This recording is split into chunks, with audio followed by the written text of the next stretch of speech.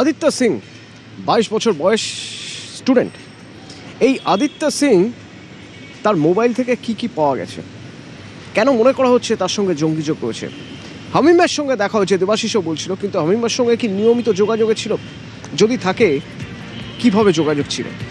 আমার সঙ্গে সান্নিক রয়েছে সরাসরি। সান্নিক,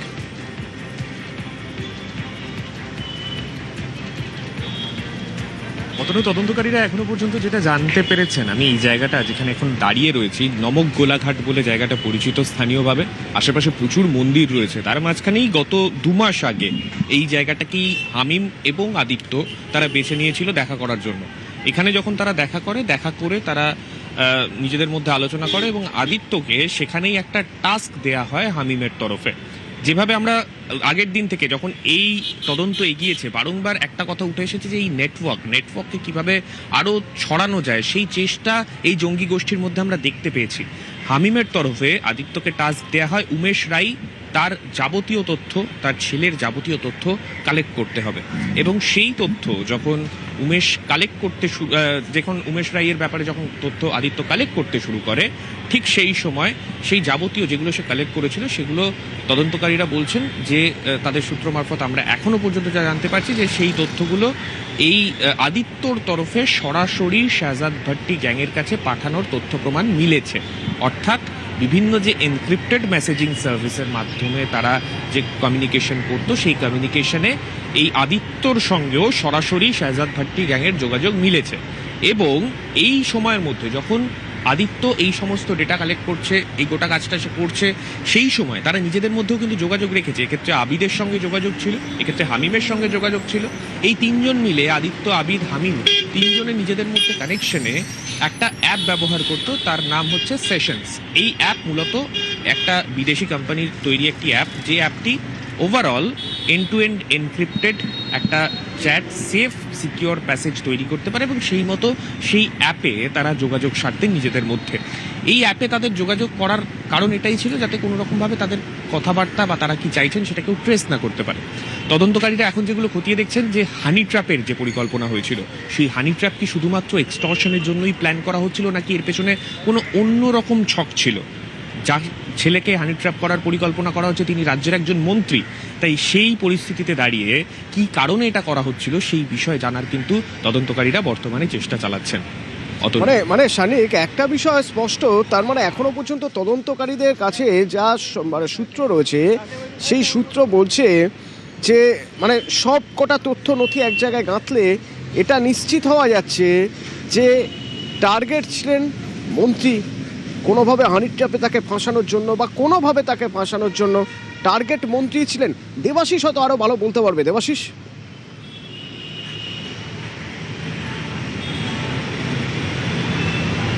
আমরা জানি মুখ্যমন্ত্রী শুভেন্দু অধিকারী তারও কিন্তু যোগাযোগ খুব ঘনিষ্ঠ, তার কারণ যে কোনো অনুষ্ঠানে মুখ্যমন্ত্রীর পাশে কিন্তু উমেশ রায়কে দেখা যাচ্ছে। আর একাধিকবার হাওড়ায় কিন্তু মুখ্যমন্ত্রী তিনি কিন্তু সভাতেও আছেন, প্রচারে আছেন উমেশ রায়ের হয়ে। ফলে উমেশ রায়কে ধরে ট্র্যাক করা, পাশাপাশি শুভেন্দু অধিকারীকে অর্থাৎ মুখ্যমন্ত্রী শুভেন্দু অধিকারীকে ট্র্যাক করা, এবং সবচেয়ে বড় জাল যেটি কিন্তু উমেশ রায়কে ধরে সম্ভব হতো, তার কারণ উমেশ রায়ের ছেলেকে যদি হানি ট্র্যাপে ফেলে তাকে যদি নিজেদের মধ্যে নিয়ে নিতে পারতো বা তাকে কিডন্যাপ করা হতো, সেক্ষেত্রে কিন্তু এই কাজটা অনেক বেশি সহজ হতো। যদি কোনো পরিকল্পনা থেকে থাকে এই জঙ্গি গোষ্ঠীর, তাহলে কিন্তু অনেক বেশি সুবিধা হতো। ফলে উমেশ রায়কে টার্গেট করা, প্রথম দিক থেকে উমেশের বাড়ির ছবি, উমেশ রায়ের যে গাড়ির ছবি, এমনকি উমেশ রায়ের ছেলে তিনি কোথায় কোথায় স্কুল কলেজ যাচ্ছে, কোথায় কোথায় পড়তে যাচ্ছে, টিউশন করতে যাচ্ছে, এভরিথিং পুরো তথ্য কিন্তু সংগ্রহ করেছিল আদিত্য। হামিম কেন তাহলে পারলো না? হামিম তো উত্তর হাওড়ারই বাসিন্দা, তার পক্ষে তো আরো সুবিধা হতো। কিন্তু সেখানেও কিন্তু হামিম বুঝতে পেরেছিল এই উমেশ রায়কে, যদি উমেশ রায়ের ছেলেকে হানি ট্র্যাপে ফেলতে হয় তাহলে কিন্তু একটা জায়গা সেখানে কিন্তু আদিত্যর মতন কোনো আদিত্য সিং বা অন্য কোনো যুবককে কাজে লাগাতে হবে, এবং সেই কাজটাই করেছিল হামিম।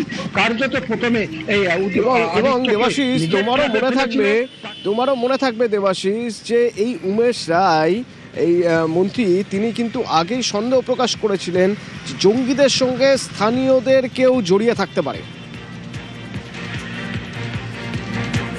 যে আমাকে থ্রেট করেছিল পাকিস্তান থেকে, সে আমাকে একদিন একটা আমার অফিসের ভিডিও পাঠিয়েছিল, পরে আমার গাড়ির ছবি পাঠিয়েছে।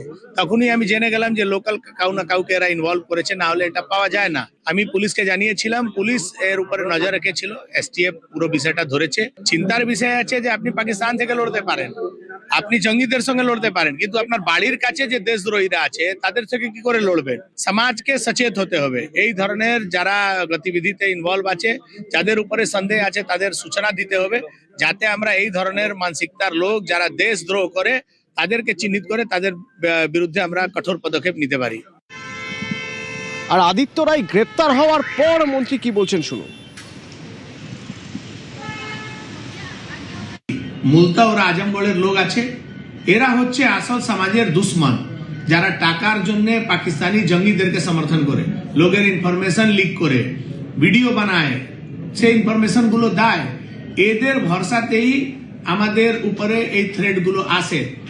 আমি বলছি, আগেও বলেছিলাম যে এই পুরো বিষয়টা খতিয়ে দেখার কাজ এসটিএফ করছে। যারা এর সঙ্গে যুক্ত ছিল একজনও ছাড় পাবে না। রাজ্যের পুরো প্রতিমন্ত্রী যে টার্গেট, এ কথা আগেই জানিয়েছিলেন মুখ্যমন্ত্রী শুভেন্দু অধিকারী।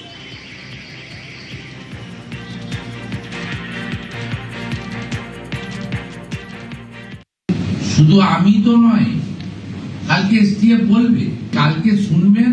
আবার উমেশ রায় অলসো এই স্ক্যানারের মধ্যে ছিল, বাকিটা আমি বলছি। ভেরি সেন্সিটিভ ইস্যু, প্লিজ এর থেকে বেশি আমাকে দিয়ে বলাবেন না। STF will organise a press conference tomorrow, they will speak. ওদের এখনো অনেক কিছু জানা বোঝা বাকি রয়েছে, ওটা ডিজিপি সাহেব বলবেন। এর মধ্যে পলিটিক্যাল পার্সন মুখ্যমন্ত্রী মন্ত্রীদেরকে ইনভলভ করবেন। হামিম আর অর্পিতার সঙ্গে পাক জঙ্গি যোগ বা পাক লিঙ্ক অনেকটাই উঠে আসছে। এমন দুটো নাম উঠে আসছে যাদের সঙ্গে নিয়মিত যোগাযোগ ছিল বা চ্যাট হতো এই হামিমের। কিন্তু এরা কারা? যে দুটো নামে চ্যাট হতো সেই দুটো নাম নিঃসন্দেহে সে দুটো নেট নেম, অর্থাৎ ইন্টারনেটে এই নামগুলো ব্যবহার করা হয়। আসল নাম কি? তারা কি সরাসরি যুক্ত পাক জঙ্গিদের সঙ্গে? এই সব কিছুর উত্তর খুঁজছে এখন তদন্তকারীরা।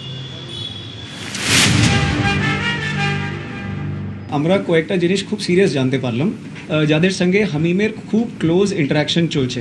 সেই হ্যান্ডেলের নাম আছে রানা, একটা ছিল উজায়ের, একটা ছিল আবিজট 333, হামাদ, এইরকম কয়েকটা হ্যান্ডেল সঙ্গে ওর হোয়াটসঅ্যাপ, কিছুটা ইনক্রিপ্টেড চ্যাট পোর্টালস আরও আছে, যেমন টেলিগ্রাম আছে।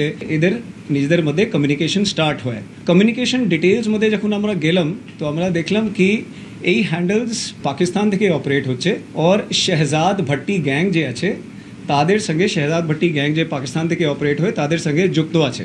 Shehzad Bhatti gang as such is known to have very close contacts with ISI. ये जो बांग्लादेश से और पाकिस्तान से स्लीपर सेल जो है ना, घुसपैठिया टीएमसी के टाइम पे यहाँ पे घुस के बैठे थे। उस टाइम में no fencing, more than 500 kilometre, कभी भी आओ कभी भी जाओ। ऐसे आतंकवादी पश्चिम बंगाल में बहुत है। अमोनियम नाइट्रेट से लेके बहुत सारे चीज जो दिल्ली में गया है, जो वेस्ट बंगाल के ऊपर से बांग्लादेश से आया हुआ है, मोर देन 70%, सबको पता है।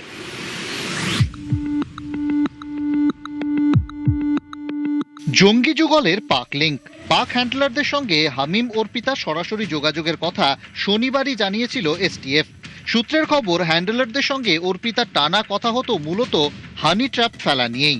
এছাড়াও একাধিক চ্যাটের খোঁজ পেয়েছেন তদন্তকারীরা। জানা গেছে হামিমের টার্গেট ছিল ভারতের একাধিক স্টেশন সহ জনবহুল এলাকা। সূত্রের খবর, হামিমের ফোনে উদ্ধার হয় একাধিক রুট ম্যাপ। হামিমের পাক লিঙ্ক স্পষ্ট হতেই তাকে দফায় দফায় জেরা করছেন তদন্তকারীরা। হামিমকে জেরা করে আরো বেশ কয়েকজন পাক হ্যান্ডলারের নাম পেয়েছেন তদন্তকারীরা। এছাড়াও তদন্তে গুরুত্ব পাচ্ছে হামিমের পুলিশের উর্দি জোগাড় করার কারণও। এসটিএফ সূত্রে খবর, দিল্লির যন্তর মন্তরে ধর্ণা শেষের ফলে বিপাকে পড়ে হামিম ও শেহজাদ ভট্টি গ্যাং। পুলিশের উর্দি জোগাড়ের আগেই ধর্ণা শেষ হয়ে যায় যন্তর মন্তরে। এখন তদন্তকারীরা জানতে চান, পুলিশের পোশাকে নাশকতার নির্দেশ দিয়েছিল কে? হ্যান্ডলারদের সঙ্গে কি কথা হয়েছিল হামিম অর্পিতার? কোথায় কোথায় নাশকতার পরিকল্পনা ছিল। হামিমকে জেরা করে আরও তথ্য পেয়েছেন তদন্তকারীরা। অল্প বয়সী বেকার যুবকদের মগজ ধুলাইয়ের পরিকল্পনা ছিল হামিমের। মগজ ধুলাই করে জঙ্গি কার্যকলাপে ব্যবহারের পরিকল্পনাও ছিল হামিমের। সমাজ মাধ্যমে সক্রিয় এমন যুবকদেরই টার্গেট করা হয়েছিল। হামিমের কাজে খুশি ছিল শেহজাদ ভাট্টি গ্যাং। দুবাই যাওয়ারও অফার করা হয় হামিমকে।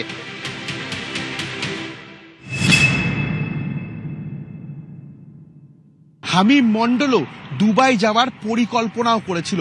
তার কাছ থেকে এখনো পর্যন্ত কোনো পাসপোর্ট পাওয়া যায়নি, তবে জিজ্ঞাসাবাদে উঠে এসছে যে এই হামিম মণ্ডল তিনি পাসপোর্টের জন্য আবেদনও করেছিল। এখান থেকে একটা প্রশ্ন সামনে আসছে, কি কারণে দুবাইতে তার ডাক আসলো?